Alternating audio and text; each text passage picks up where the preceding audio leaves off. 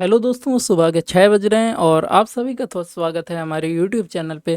दोस्तों, आज हम बात करने वाले हैं 2 अगस्त 2026 से रिलेटेड कुछ जो भी करंट अफेयर्स रहा है। हाँ, क्योंकि 2-4 दिन जो भी चीज़ें हुई हैं उनको यहाँ पर रखा गया है। तो यहाँ पर हम किन किन चीज़ों की बात करेंगे। हम वन लाइनर के फॉर्मेट में करंट अफेयर्स को बहुत ही ईजी लैंग्वेज में समझेंगे केवल 30 मिनट के अंदर ही। और साथ में हम यहाँ पर टॉप कुछ इससे रिलेटेड कुछ 5-6 एमसीक्यू क्वेश्चन देख रहे होंगे ताकि अच्छी प्रैक्टिस भी हम यहाँ पर कर पाएँ। तो चलिए अब इस वीडियो को शुरू करते हैं और हिंदी में ही होगा। बस एमसीक्यू क्वेश्चन इंग्लिश में होंगे ताकि आप और अच्छे से चीज़ों को समझ पाएँ। तो कावेरी नदी के बारे में है, कावेरी रिवर के बारे में है, उद्गम कहाँ से होता है, तलकावेरी जो ब्रह्मगिरी में पहाड़ियाँ हैं, कर्नाटका का कोडांगू डिस्ट्रिक्ट में आप देखोगे कर्नाटका में बेसिकली कावेरी नदी का उद्गम होता है। संगम इसका पंपुहार का तमिलनाडु में और ये बंगाल की खाड़ी में यहाँ पर गिर जाती है। कुल लंबाई कितनी है तो 800 किलोमीटर है। यहाँ पर बाएं तट की कुछ सहायक नदियाँ हैं, यानी कि लेफ्ट बैंक में आप देखोगे कुछ ट्रिब्यूटरीज हैं, है ना। तो अब वो ट्रिब्यूटरीज हैं हरंगी, हेमावती, सिमसा और अर्कावती। तो HHSA ये जो ट्रिब्यूटरीज हैं आपको देखने को मिलती हैं ये लेफ्ट बैंक में। वहीं अगर हम राइट बैंक की ट्रिब्यूटरीज की बात करें तो लक्ष्मण तीर्था एल से, फिर आप देखोगे LKS और इसके अलावा BNA, है ना।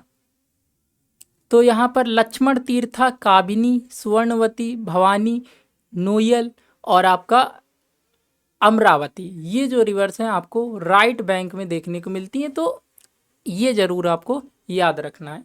चलिए नेक्स्ट हम बात करते हैं अगली जो न्यूज में रही हैं चीज़ें, उसमें हुबारा बस्टर्ड।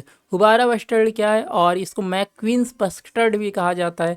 IUCN में ये वर्नरेबल है। अगर आपके सामने क्रिटिकली इंडेंजर्ड टाइप लिखा जाता है तो थोड़ा सा गलत हो जाएगा, ये वर्नरेबल नरेबल है। और अन्य संरक्षण में ये साइट्स में अपेंडिक्स फर्स्ट में और CMS अपेंडिक्स फर्स्ट में रखा गया है। विशेषताएं क्या हैं तो ये भूमि पे रहने वाला एक पक्षी है जो ज़मीन पे रहता है। शरीर का रेतीला जो भूरा रंग है रेगिस्तान में छिपने में ये सहायता करता है इसका।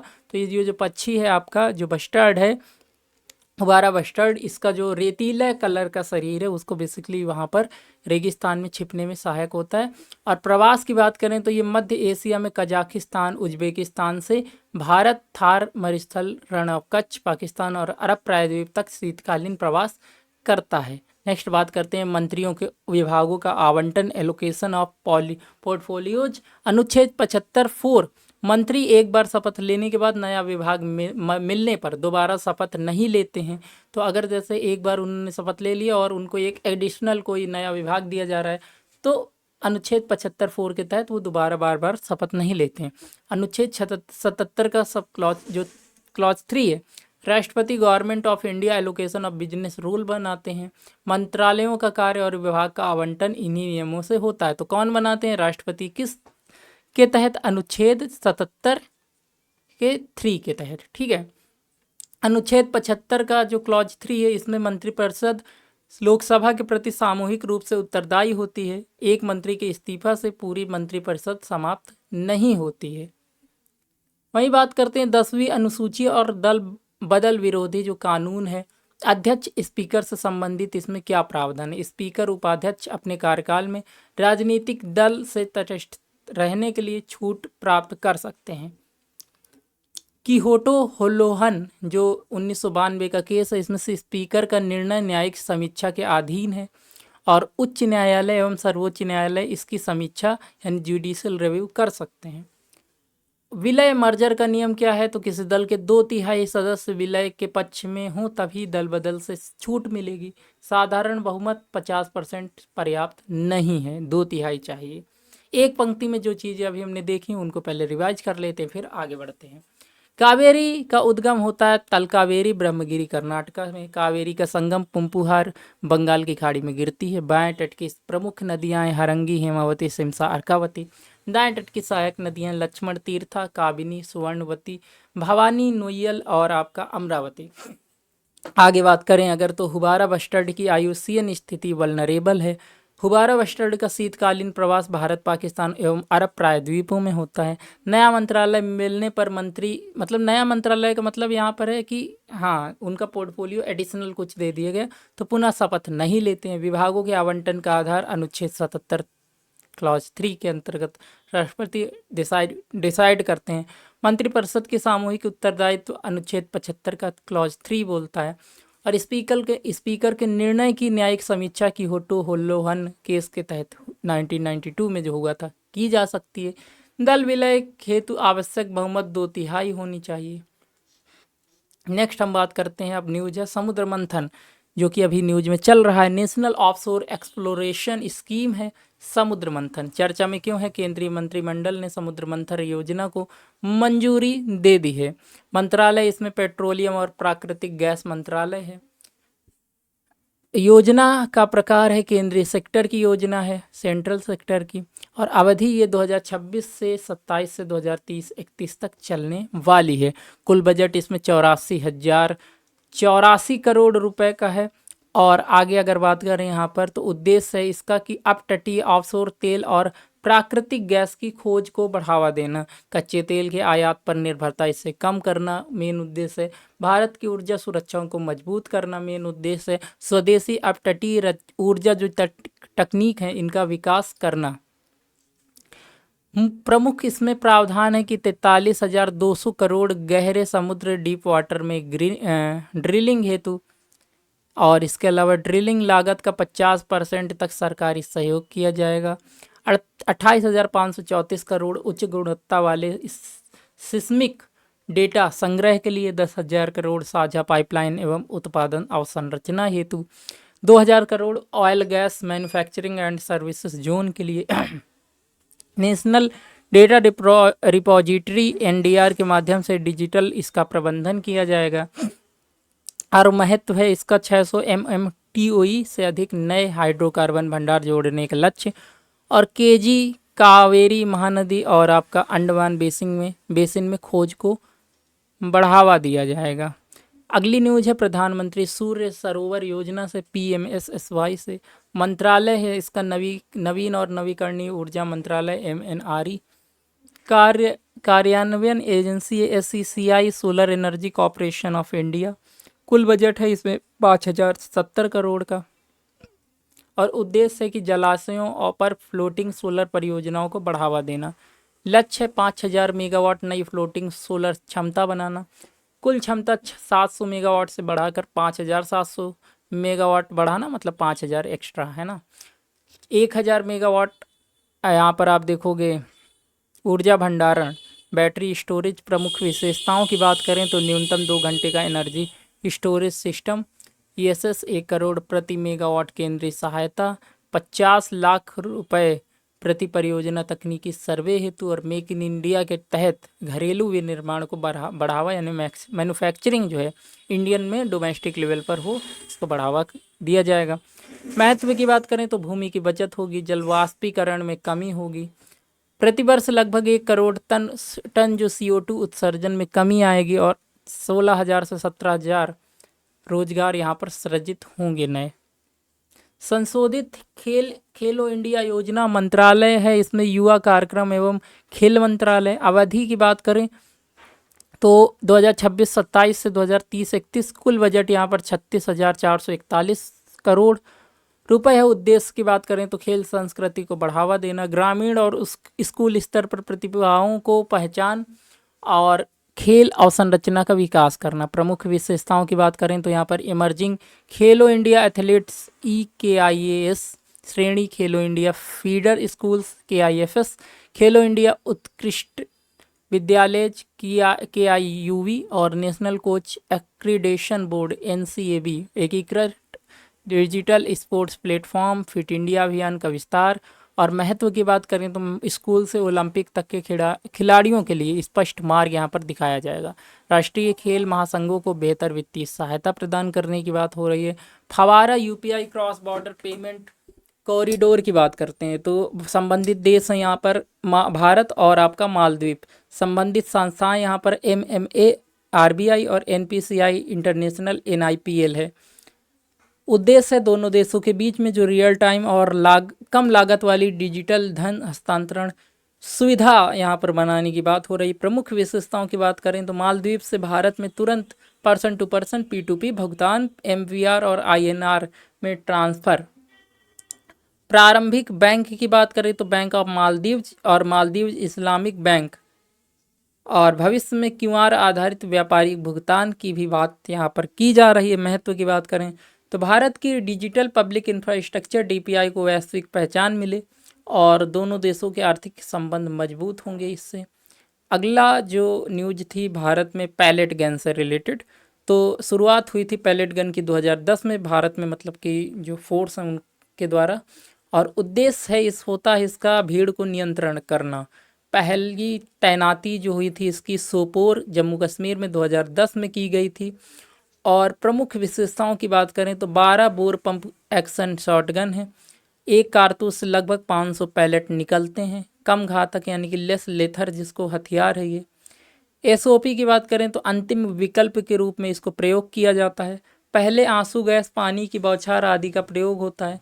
कमर के नीचे निशाना लगाना होता है और घायल को तत्काल चिकित्सा भी देने की बात यहाँ पर की जाती है।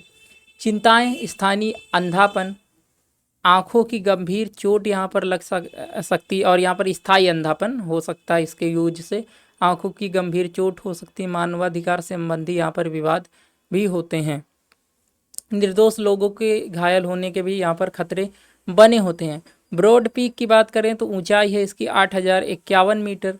विश्व में स्थानीय 12वां सबसे ऊंचा पर्वत है कौन? Broad Peak. और स्थान है ये काराकोरम जो पर्वतमाला है वहाँ पर है, भारत चीन सीमा पर, पाकिस्तान और चीन सीमा पर निकट स्थित। इसके है K2 लगभग, जो कि आप देखते हो 8 किलोमीटर दक्षिण पूर्व में। प्रथम इसका आरोहण जो हुआ था वो 1957 में ऑस्ट्रियाई दल के द्वारा इस पर चढ़ाई की गई थी। प्रमुख तथ्य इसके बारे में तो ये 1.5 किलोमीटर लंबी शिखर रिज, तीन चोटियाँ यहाँ पर आप देखोगे 8000 मीटर से अधिक हैं तीनों चोटियाँ। सेंट्रल काराकोरम नेशनल पार्क में ये स्थित है। काराकोरम एनोमली के अध्ययन के लिए ये महत्वपूर्ण हो जाता है। एक पंक्ति में अगर ये सारी चीज़ें हम याद रखें तो समुद्र मंथन जो है इसमें 84,084 करोड़ रुपए खर्च हो रहे हैं। समुद्र मंथन का मंत्रालय पेट्रोलियम एवं प्राकृतिक गैस मंत्रालय। PMSSY जो है इसका बजट है 5,070 करोड़ रुपए, और PMSSY की एजेंसी है तो SECI है। फ्लोटिंग सोलर लक्ष्य जो है 5,000 मेगावाट का है। बैटरी स्टोरेज लक्ष्य है 10,000 मेगावाट का है। और खेलो इंडिया बजट 36,441 करोड़ है। नई खिलाड़ी से श्रेणी जो है EKIAS है। फवारा जो है ये आपका मालदीव की इंस्टेंट पेमेंट प्रणाली है। UPI कॉरिडोर भारत मालदीव के बीच में शुरू हो रहा है। पैलेट गन 2010 में शुरू की गई थी यहाँ पर फोर्सेस के द्वारा। एक कारतूस लगभग 500 पैलेट निकालता है। और ब्रॉड पीक की ऊंचाई है 8051 मीटर। विश्व रैंक की 12वां सबसे ऊंचा पर्वत है। पर्वतमाला काराकोरम में है और निकटतम इसका प्रसिद्ध पर्वत है K2।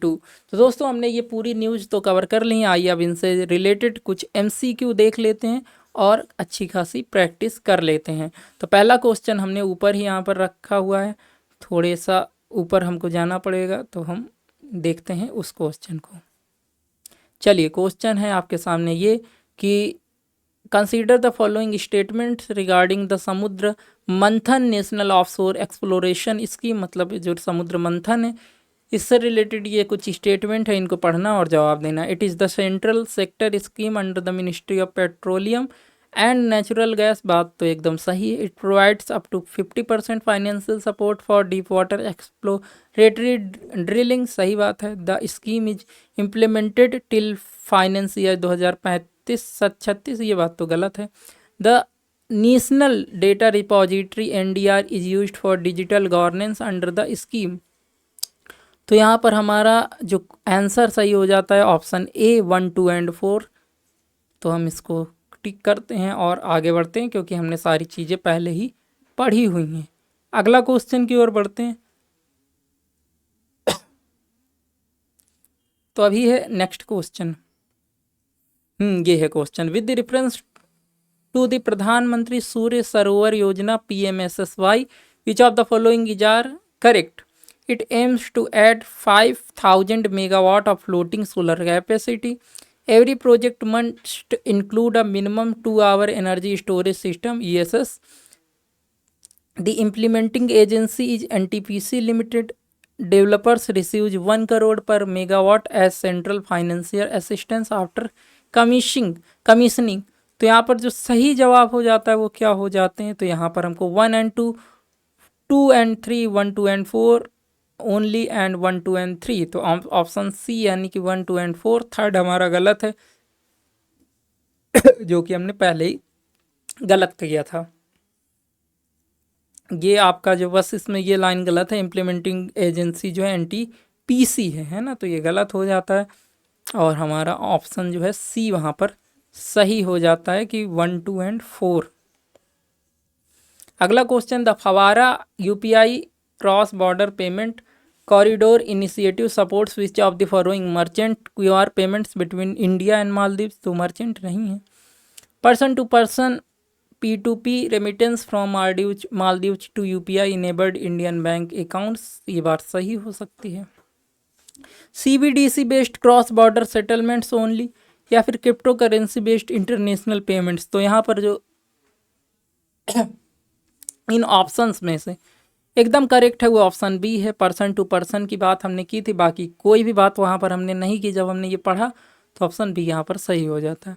Consider the following statements about pellet guns in India, तो they were introduced in 2010 as a non lethal alternative for crowd control.